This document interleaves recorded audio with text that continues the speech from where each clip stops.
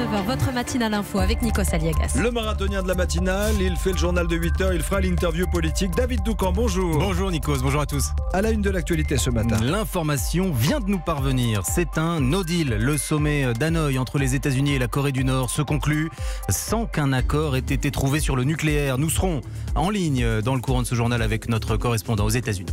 Et si l'égalité femmes-hommes passait d'abord par le langage? Notre langue fait la part belle au genre masculin. Faut-il dire autrice au lieu d'auteur, écrivaine au lieu d'écrivain? L'Académie française ouvre la porte. 20% des demandeurs d'emploi indemnisés perçoivent plus d'argent au chômage que ce qu'ils gagnaient en salaire. C'est l'un des arguments du gouvernement. Est-ce possible? Nous avons vérifié. Enquête Europe 1 dans ce journal. Et enfin, Van Gogh en son et lumière. Le génie hollandais est à l'honneur en ce moment à Paris. Et ce n'est pas une exposition, Nikos, c'est une expérience. Nous vous la ferons vivre. Et dans notre journal à 8h12, Vincent Hervouette, jusqu'où peut aller l'escalade entre le Pakistan et l'Inde? Et qui recevez-vous à 8h15 pour l'interview politique? Il n'a que 23 ans, mais il dirige la liste du Rassemblement national pour les européennes. Mon invité est Jordan Bardella. Europe 1. Comment expliquer à nos filles qu'elles sont l'égale des hommes si dans le même temps la langue française continue de donner l'avantage au genre masculin? Faut-il féminiser les noms de métiers, les grades, les fonctions? Nous vous avons posé la question. Écoutez vos réponses. Si je vous dis facteur, qu'est-ce que vous me dites au féminin?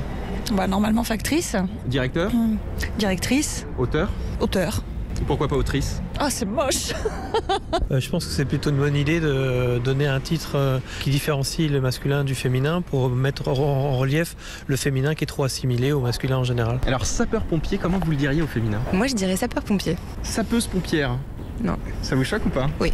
Je suis pas trop pour la distinction des sexes. Donc effectivement, le fait de féminiser le terme, moi, me dérange. Un propos recueilli par Pierre Herbulot. Mais l'Académie française, ça ne la dérange plus. Les Immortels présentent aujourd'hui un rapport sur la féminisation des noms. Ils ont décidé d'évoluer. Ève Roger. À l'origine de ce rapport, ce sont des femmes qui ont écrit à l'Académie française en décrivant le malaise qu'elles vivaient au quotidien. Comment se nommer par exemple quand on écrit? Un écrivain ou une écrivaine? Et quand on est chef d'entreprise, un entrepreneur ou une entrepreneuse? En guise de réponse, les Immortels ont choisi non pas d'édicter de nouvelles règles, mais d'observer si la féminisation des métiers était entrée dans les usages, à la fois dans la littérature, à l'université, dans les médias et même dans le langage courant. Et la conclusion s'est imposée à eux, la féminisation a bel et bien progressé. Et ce simple constat est en soi, pour Dominique Bonnat, académicienne et auteure de ce rapport, un immense progrès. L'Académie montre un formidable esprit d'ouverture. C'est important ça parce que jusqu'à maintenant l'Académie était quand même un petit peu sourcilleuse. Et là, l'Académie va tolérer les féminins qui, pendant très longtemps, ont été interdits par l'Académie. Aux femmes maintenant de choisir, dit l'Académie, être un colonel ou une colonelle, un rabbin ou une rabbine, une auteure ou alors une autrice, un terme pourtant condamné par l'Académie française elle-même au XVIIe siècle. Les informations d'Ève Roger, la chef 2 FE du service Société d'Europe 1. C'est au tour de Marine Le Pen d'aller au salon de l'agriculture aujourd'hui. Oui, elle sera accompagnée de la tête de liste Rassemblement national pour les européennes, Jordan Bardella, qui répondra donc à mes questions dans un instant. Dans les travées, Marine Le Pen mettra l'accent sur un thème qu'elle évoque beaucoup en ce moment, le localisme. Explication d'Adrien Beck. De la préférence nationale à la préférence locale, nouvel axe de campagne pour le parti de Marine Le Pen, décliné dans chaque meeting ou presque. L'idée, c'est arrêtons de consommer comme des Américains, explique l'entourage de la présidente, qui promeut par exemple l'étiquetage obligatoire en grande surface des aliments importés. Question toujours évacuée par Jean-Marie Le Pen, l'écologie version RN vante désormais l'enracinement, les frontières, avec un localisme qui se déclinerait sous toutes ses formes, investissement, démocratie, finalement assez loin du centralisme porté par le FN ces dernières années. Changement de logiciel donc, mais pour quel résultat? Ça n'apportera peut-être pas d'électeurs, mais ça nous crédibilise, espère un cadre, d'autant que le parti n'abandonne pas, loin s'en faut, ses thèmes de prédilection, critique féroce de l'Union européenne et de l'immigration. Adrien Beck du service politique d'Europe 1. On continue avec la réforme de l'assurance chômage. L'une des pistes, c'est de changer le mode de calcul des indemnités. Oui, avec l'arrière-pensée, bien sûr, de les réduire pour trouver des économies. Et le gouvernement utilise un argument choc. Il affirme que 20% des demandeurs d'emploi indemnisés perçoivent plus d'argent au chômage que ce qu'ils gagnaient en salaire. Bonjour Olivier Samin. Bonjour David. Alors vous avez enquêté pour Europe 1, la question est simple, est-ce que c'est vrai? Alors 20% des chômeurs indemnisés, c'est une estimation du ministère du Travail. Pour l'instant, l'UNEDIC ne la confirme pas. Mais le phénomène en lui-même, oui, il arrive que des personnes, en entrant au chômage, voient leur niveau de vie augmenter.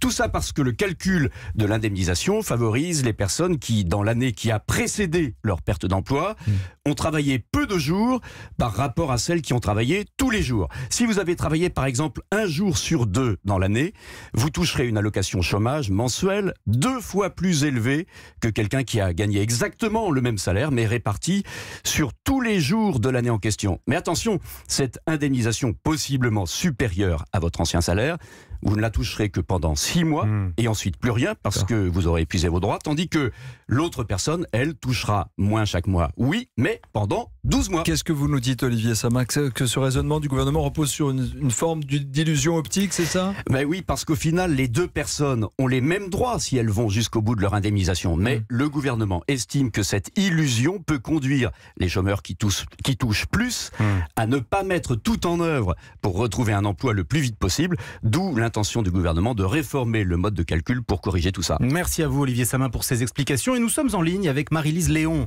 C'est vous Marie-Lise Léon qui pilotez ce sujet pour la CFDT.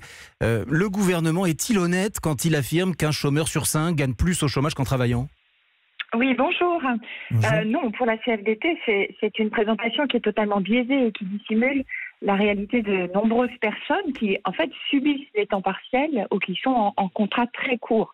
Il y a un principe de base en assurance chômage, c'est qu'un chômeur ne peut pas gagner plus au chômage qu'en travaillant. Donc, le problème, c'est qu'avec cette présentation, le gouvernement stigmatise des personnes les plus fragiles par rapport à l'emploi et sous couvert de mesures soi-disant incitatives, veut en définitive faire des économies sur leur dos. Merci à vous Marie-Lise Léon de la CFDT d'avoir été en direct sur Europe 1. Europe 1. À suivre dans le journal, 2 jours de sommet n'auront apparemment pas suffi parce que la Maison-Blanche annonce qu'il n'y a pas d'accord trouvé sur le nucléaire entre les États-Unis et la Corée du Nord. On vous dit tout dans quelques instants dans le journal de David Doucan. A tout de suite sur Europe 1. 8h09, vous écoutez la matinale de Nikos Aliagas. Ça avait bien commencé en grande pompe, David Doucan, mais Donald Trump et Kim Jong-un se sont séparés tout à l'heure sans avoir trouvé un accord. Oui, cela faisait 2 jours qu'ils étaient ensemble à Hanoï, au Vietnam. Le dictateur coréen s'est dit favorable à l'ouverture d'un bureau de liaison américain à New York.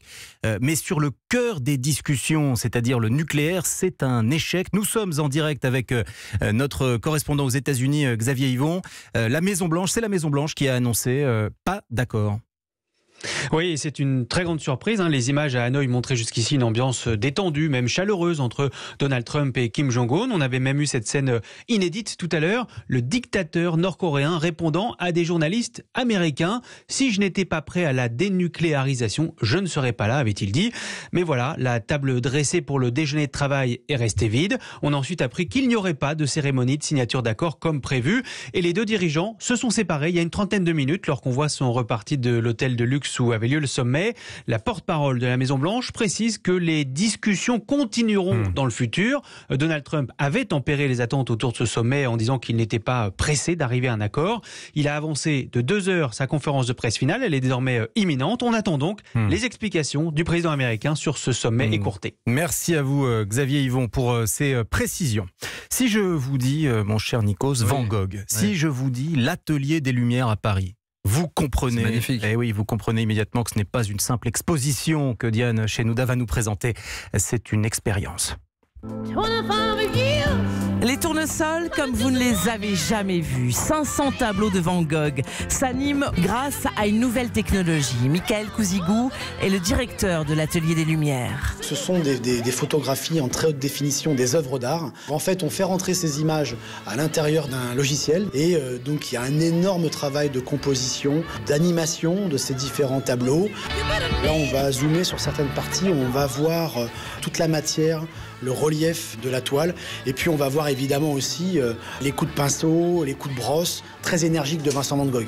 Images diffusées par 140 vidéoprojecteurs sur une musique qui nous transporte dans chaque tableau. les 4 saisons, c'est sur évidemment toute la période provençale où là on a effectivement l'impression d'être dans ces paysages, d'entendre le Mistral, d'être vraiment dans le sud de la France avec Vincent Van Gogh. Un voyage sensoriel dans l'univers de Van Gogh qui attire 4000 visiteurs par jour. Voilà qui donne envie. Diane Chenouda du service culture d'Europe 1. Votre tableau préféré de Van Gogh, c'est pas un piège? Les tournesols. Tout simplement. Moi, je suis très classique, moi. C'est le café de nuit, magnifique. 1888. Merci Google. David Doucan pour le journal de 8h. Nikos Aliagas.